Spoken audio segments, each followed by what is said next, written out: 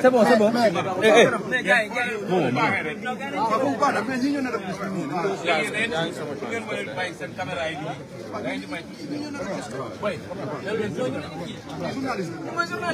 Voilà les gars, ñu dem ci passe proche damay dagg live bi léegi ñu dem ci passe proche.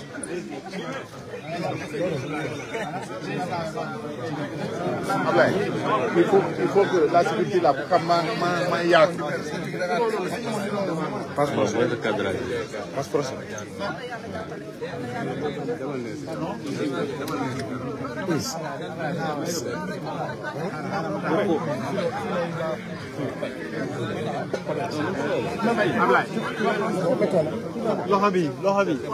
Ok, c'est bon. C'est bon comme ça.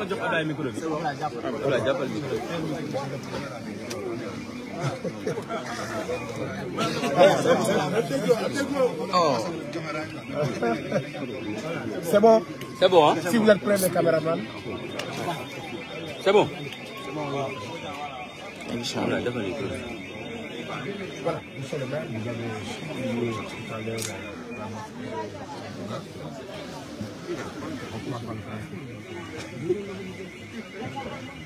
alors, peut-être que vous avez retenu du salon de l'imam, en fait, un partenaire, quel message avez-vous à passer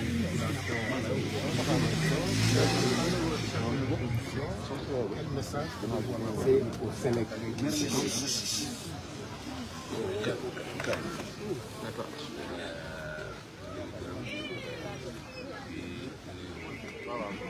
D'abord waa Ziguinchor yëpp waa Sénégal yëpp waaye àdduna bi yëpp ndokkeel ci bés bu mag bi ñu dellu ci suñu bés nga xam ne dafay jaamu yàlla ay fan ci gannaaw rek defoon nañ ko ak suñuy mbokku chrétien ñoom it ñu jéggali woon seen koor ci lu mat ñeenti fan yàlla def ci quelques années nag dafa mel ni ñaari woon ñaari diine yi pour taxawaay ci Sénégal seen ñaari koor ngay daje loolu jàpp ni yërmande ko Sénégal kon lii day firndeel aboutissement cappaandawu benn weer boo xam ne weeru jaamu yàlla la weeru dellu ci borom bi la ñu ñaan yàlla nangu ci ñun ñëpp te li ñu ci diggee tamit yàlla na ko yàlla may ndax li mu diggee ci weeru koor mooy weeru jéggale la weeru yërmande la première phase weeru jéggal la ci deuxième phase bi weeru boreel ci safara la ñetteelu phase ñett yooyu nag ko yàlla may di xanaa mën ko say mbir baax na kon yàlla ñu ko yàlla boole na ci ñëpp yàlla nangu ñu ko jéggal ñu rëcc rëcc yi ndax ñu ngi ñàkk may ñu it ñu teewaat ko ay at yu bëri may ñu kàttan ñu ko wooree it daal di leen ko di am xalaat ci ñëpp ñi nga xam ne tey waxtu bi waroon na leen fekk ci jumaa yi ak ci jàkka yi comme ñun ñëpp bu ñu paree ci loolu dem toog seen njaboot feete feet bi te ñu xañ leen ko tey te dara xañ leen ko lii benn groupe magistrat yoo xam ne dañoo jébbul fas yéene servir ab nit et non pas servir la loi donc ñu am xalaat ci ñooñu ñëpp nga xam ne tey teg nañ leen loxo su dul dëgg jaay doole ak ci mbirum soxor moo nem weeru yërmande la ñu génn ñaan yàlla mu jëlee ñu fa ñu gën a gaawee loolu nag dama ko wax ci wàllu lu jëm ci mbirum yàlla waaye li nga xam ne mbirum nit lay dinañ ci def liñ ci war a def yëpp ndax yàlla defal kenn doo mënal sa bopp te yàlla duggul yàpp balaa muy jàpp ci li ngay def rek yow bu njëkk a wane sa jàmbaar ak sa effort ba boo demee ba mënatoo boo talalee la ko yàlla defal di adresser un message sénégalais yëpp nag message bu weesul bi wax ne ñu ngi dëgmal loo xam ne gëm naa ni juróom-ñeenti weer li gën a doy waar ci Sénégal mooy juróom-ñeenti weer yi ñu dëgmal ñu ngi ñaan yàlla nag def jàmm parce que jàmm ci la def xaj tey bu ñu am doon jàmm fi ñu taxaw nii di julli ñu fi taxaw pétard rek boo ma dugg ko sànni woon fii léegi journaliste yi moom xam naa yàgg naa leen gis ci terrain bi daw rek lañu mën si pétard rek wax ma la gën a si ko sànni woon yëpp kon jàmm ci la lépp xaj jàmm nag li ñuy dox la li ñuy liggéey àdduna yàgg naa tàkk ay guerre am na ay millions de millions de dee fa waaye lépp day mujj sax toogaat nga ne France ak Allemagne def nañu deuxième guerre mondiale boo xam ne naa ne 8 millions nit génn nañ ci am te tey ñoom ñaar ñoo dajewaat pour taxawal li ñuy wax Union européenne parce que dem nañu ba xam ni. waaye léeg-léeg day mel ni balaa ñëpp xam njëriñu jàmm ñu sàggane ko ba ñàkk ko loolu mooy nit dafa xaw a ngeen jéggal ma may waxu yàlla du sama wax nit dafa xaw a doy di yenn saay yàlla bi muy tuddee nit daf ko tuddee al insaan ci alquran insaan mi ngi jóge ci verbe nasiya mooy kuy fàtte nit dafa gaaw a fàtte dañoo gaaw a fàtte trop te duñu xam valeur li ñu yor ñun ñii yaroo fii Casamance nga xam ne ay at ci gannaaw fii biir Ziguinchor da nga daan toog dégg armes yi di dóor ñun xam nañu lan mooy ñàkk jàmm balaa ngay xam nag valeur li nga yor nga ñàkk ko li may ñaan Sénégal yi nag mooy ñu bañ a sàggan ba ñàkk ko ndax léeg-léeg li koy yàq defaru ko fitna bu xasee ba toog li koy yàq defaru ko te li mun a tax nag ñu bañ koo ñàkk mooy àdduna ni mu demee léeg-léeg réeroo mënul ñàkk muy ci biir couple ci biir kër muy diggante baay ak doom muy ay xarit muy ay ñu bokk liggéey léeg-léeg réeroo mënul am moo tax ñu jàngal ñu ni fu réeroo amee rek nit ñi waruñoo seetaan dañoo war a atte waaye atte bi nag yàlla ci boppam da koo teg ci charte dafa ne bu ñaari nit tongoo ñëwal nga essayer négocier rafetal seen diggante waaye boo demee ba gis ni kii nangu na te tooñul nga gis ni kële moo tooñ moom mooy dóor mooy tëj mooy rey mooy gaañe lala diine sant te muy lu tegu ci ñun ñëpp nag quel que soit suñu grade mooy kiy tooñ nga jàpp ci loxoom ne ko bàyyil tooñ bi lu ko may ñun ñëpp dañuy ànd xeex la ba nga dellu si ci yoon loolu ay alxuraan la man inventé wu ma ko loolu lañ ñu jàngal kon bu ñëpp dajee def loolu jàmm dina am Sénégal waaye bu ñu bëggee ndax léeg-léeg ragal dañuy ragal dëgg bi gis nga bu doon tey ñun ñi nekk ci kujje gi ñoo tooñ ñu bëri ñi nga xam ne tey noppi nañ duñu am problème pour nañu yéen a tooñ waaye bu dee nguur moo tooñ dañuy essayer renvoyer ñëpp dos à dos waaw ñi ngi wax ak politiciens yëpp politiciens yi yërëm leen réew mi déedéet politiciens yi duñu benn nit bu ñu dajee am problème faaw rek am na ku tooñ dañu am sañ-sañ nag ne kii moo tooñ loolu mooy régler problème bi ki tooñ bu ñëpp dajee ne ko yaay tooñ nu mu soxor dina xoolaat boppam dina dellu gannaaw mais tant que nit ñi ngi ne tecc rek ne màndu nañu dafa mel ni ñoom dañoo sotle ki nga xam ne moo tooñ may lancer appel boobu Sénégalais yi ñu xam ni ñun ñëpp jàmm la ñu bëgg jàmm la ñu yaroo moom la ñu màggee kenn mësu ñoo xamee ay koñ bii ma nekk fii laa yaroo màggee fi kenn xamee moo fi ay sama kër a ngi fii kenn xamul suñu kër ay jàkka jii ma jullee bi ma amee 8 ans ba léegi fii laay jullee kon ñun xamuñu histoire xamuñu ay mësuñoo yéene nit lu bon mësuñoo songu nit mësuñoo def nit lu bon yarewuñu ci loolu waaye ki gën ci ñun ñëpp mu yent yàlla Muhammad alayhi salaam yëkkati na jaas yi dem xeexi te kenn gënu koo bëgg jàmm bañ na ba diine gi ko yàlla andil islam la tudd islam mi ngi jóge ci salaam islam mooy jàmm waaye dafa fekk li ñu naan muus sax boo ko tëjee ci néeg boo ko poussé ba mu sës day song loolu mooy andi léeg-léeg yii di am kon ñi ngi ñaan jàmm di ko dox waaye jàmm nag ñaar a koy séq benn nit mënul def jàmm tubaab nee na il faut être deux pour faire la paix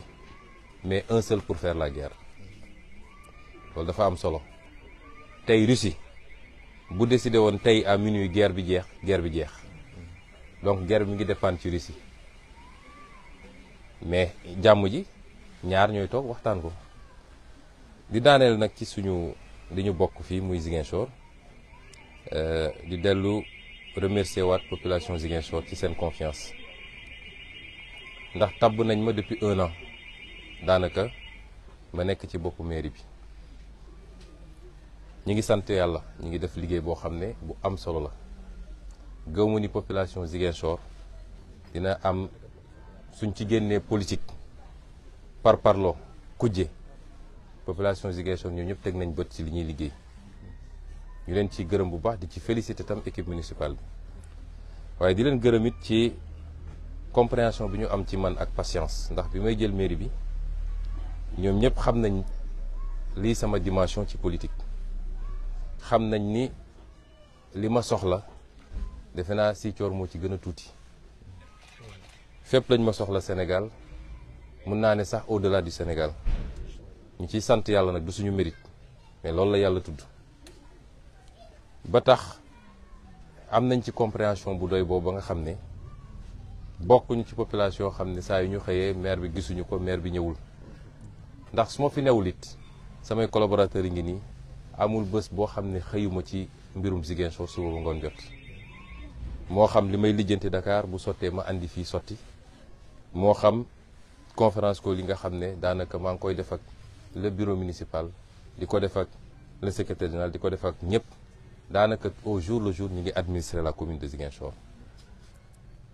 léeg-léeg ñu am jafe-jafe ñëw ni ñu ko mëne woon parce que ñiñ ko seqal seen stratégie yëpp mooy nu ñuy bloquer Sonko ba du mun a liggéey ci mairie ba ak du mun a def ses tournées politiques à travers le pays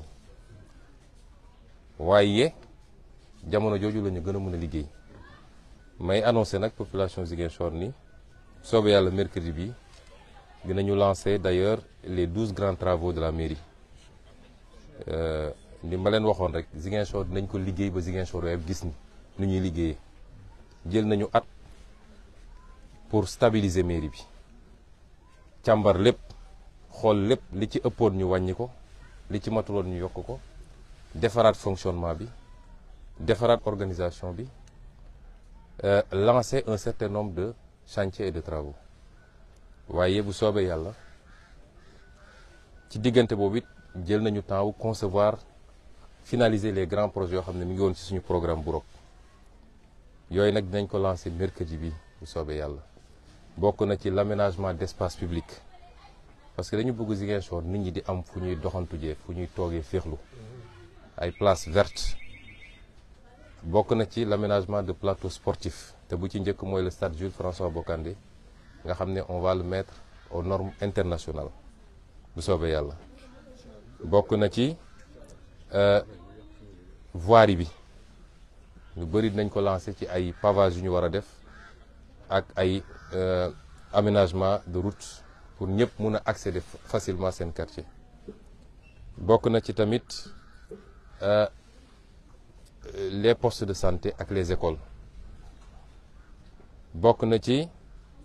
ñaari marché yu bees yi nga xam ne bëgg nañ ko tabax muy marché aux poissons ak marché aux produits agricoles pour désengorger marché Boucotte bi dinañu lancer aussi officiellement économie sociale et solidaire parce que dama ne woon mënoon nañu yem ci liggéeyu mairie kese waaye bëgg nañu xool nu ñuy jàppalee Ziguinchor yi da waratina ndaw ñi ak jigéen ñi avec de petits financements pour nit ñi liggéey biñ ko lancé quelques mois ci gannaaw fekkee woon ngeen ko et dama ne woon suñu atteindre 100 millions ci levée de fonds yi mën nañu commencer di tourner ndànk-ndànk yàlla def na atteindre nañu montant boobu ak yeneen yoo xam ne ci suñuy programme phare la bokk l'éclairage public lampadaire solaire yi nga xam ne surtout quartier yi nga xam ne ñoo gën a manqué éclairage yooyu les 12 travaux, les 12 grands travaux de la mairie, soobee le mercredi dañu invité tous les Ziguinchorois à def lancement officiel bi poser les premières pierres pour yenn chantier yi nga xam ne dafay démarrer ñuy woo Ziguinchor yëpp ñu jàpp ci parce que dëkk bi ñoo ko moom kenn du ko defar ku dul ñun dëkk boo gis mu baax ci àdduna waa dëkk ba ñoo ñëwee sonn ci dëkk bi mais kenn ku ne su toogee fi mu toog ne sama yoon newu ci ba pare naan maire bi defarul pavage bi maire bi andil poto lampe maire andil maire bi du ay milliards yu mu yoral boppam yu muy ñëw joxe donc ñun ñëpp ñooy ànd jàpp si defar dëkk bi pas pour ñun mais pour suñuy doom au moins ñu am un cadre de vie boo xam ne day méngoog li gën ci àdduna loolu moom mooy message bi ñuy adressé waa Ziguinchor particulièrement kon ñu ngi leen di gërëm di leen sant je crois que ce que vous avez posé comme question je commencerai par remercier tout le monde. J'ai oublié de le dire en version wolof, à commencer par l'imam Ratib, l'imam Diago, qui est une connaissance de très longue date. Je crois que déjà vers les années 90, quand je revenais de l'université, il m'invitait à la radio Sud FM. On faisait des émissions. Donc on se connaît depuis très longtemps. Son sermon, comme je l'ai dit lui-même, il dit que je dis l'imam Diago est tout resté égal à lui-même. C'est un sermon très évocateur par rapport au contexte. Le mois de Ramadan, comme il l'a dit, c'est un mois qui a été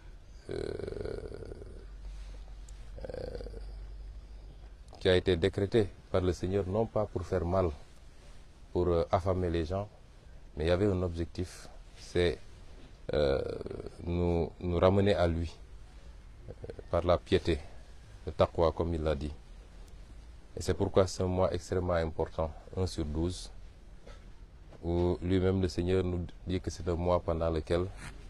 même Satan est maîtrisé pour vous permettre de recharger, de vous ressourcer spirituellement. Et nous prions pour que le Seigneur agrée tous nos actes de dévotion, toutes nos prières également, qu'il nous accorde ce qu'il a promis dans ce mois, notamment sa miséricorde, mais également la promesse d'un agrément directement au paradis. Nous prions également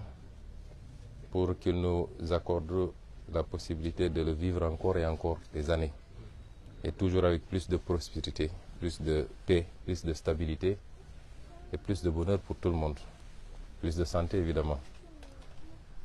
Je ne peux manquer d'avoir une pensée pour tous nos amis, nos frères, sœurs, nos camarades qui ont été injustement incarcérés par une poignée de magistrats aux ordres. Le frère Diomaye Faye a utilisé un terme dans un poste, et ça lui vaut la prison, c'est le terme clochardisation. Effectivement, il y a une forte clochardisation d'une poignée de magistrats, je le répète comme il l'avait dit, et c'est malheureusement ce petit groupuscule de magistrats qui ne font même pas 10 en réalité, qui aujourd'hui exécutent les sales boyons pour prendre des innocents, des gens très utiles à leur pays, plus utiles à leur pays qu'eux-mêmes. Parce que si vous prenez un inspecteur principal des impôts, avec son parcours, mais ce qu'il peut rapporter dans les caisses de l'État, pour des, excusez-moi du terme, mais des enfantillages, vous le mettez en prison, vous êtes en train de nuire plus au Sénégal qu'à ce monsieur. Et j'ai une pensée pour tous ceux qui sont incarcérés. Vous savez qu'on en a des centaines, injustement, dans le cadre d'une traque politique. Aujourd'hui, ils auraient dû être avec leur famille, avec leur communauté religieuse. Ils vont prier dans des conditions que nous connaissons. Nous ne ménagerons aucun effort pour les faire sortir le plus tôt possible. Ce n'est pas un jour pour hausser le ton, je m'en limiterai à ça, mais vous comprendrez bien que nous ne baisserons jamais les bras. À l'endroit de tous les Sénégalais, leur souhaiter une bonne fête et leur réitérer notre attachement à la paix. Parce que sans la paix, rien ne peut se faire. nous ne serions pas là sous ce manguier dans la cour d'une mosquée à Palabré s'il n'y avait pas la paix là où nous sommes. Nous sommes fondamentalement attachés à cette paix, même si quelquefois pour avoir une paix, l'histoire a démontré qu'il faut passer par la guerre. Même le prophète a été contraint à faire la guerre. La guerre, on l'a fait pour quelqu'un qui croit en Dieu, pour quelqu'un qui respecte l'être humain, quelle que soit son appartenance ethnique, régionale, religieuse, confrérique, etc. Pour quelqu'un qui est un humaniste, la guerre n'est qu'un moyen de défense, n'est jamais, on ne la décrète jamais de manière offensive. Et c'est ce que nous apprennent tous les grands hommes. Si les prophètes ont été obligés quelquefois de faire la guerre, c'est parce qu'on les y a obligés, on les a contraints à la faire. Mais autrement, personne ne souhaite la guerre parce qu'elle n'est facile pour personne. Réitérer aux Sénégalais que nous sommes fondamentalement attachés à la paix. Tous ceux qui nous connaissent nous ont connus. Ici, c'est mon quartier où j'ai passé toute ma jeunesse, toute mon enfance. Vous ne verrez aucun de nos cohabitants vous dire qu'il a connu Ousmane Sonko comme un homme un perturbateur ou quelqu'un qui ne veut pas la paix. Et vous ne verrez jamais quelqu'un vous dire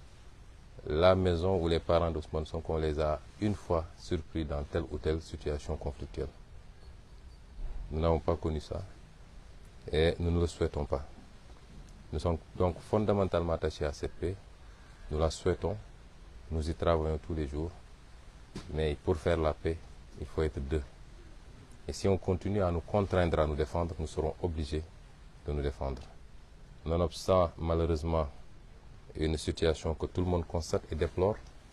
c'est sur toutes les lèvres. Nous avions tendance à dire que nous avons des mécanismes de régulation au Sénégal. Apparemment, ces mécanismes sont en train de faiblir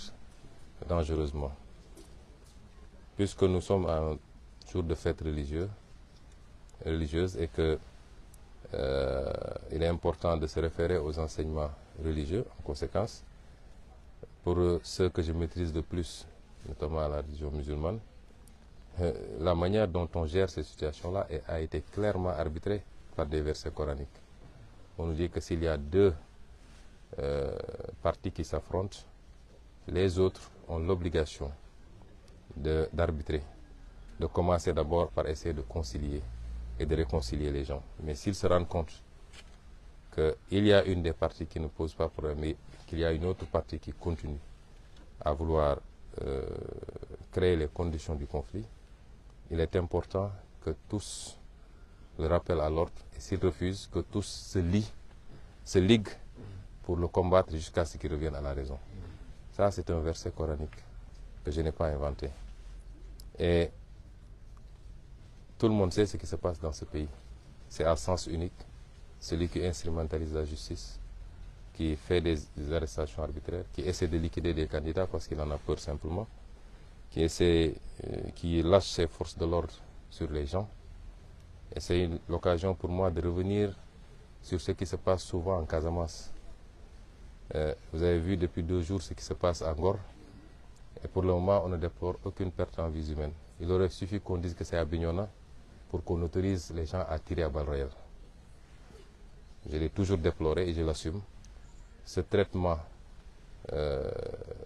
totalement injuste et injustifié quand il s'agit de la Casamance doit cesser. Nous sommes tous des Sénégalais, nous devons être traités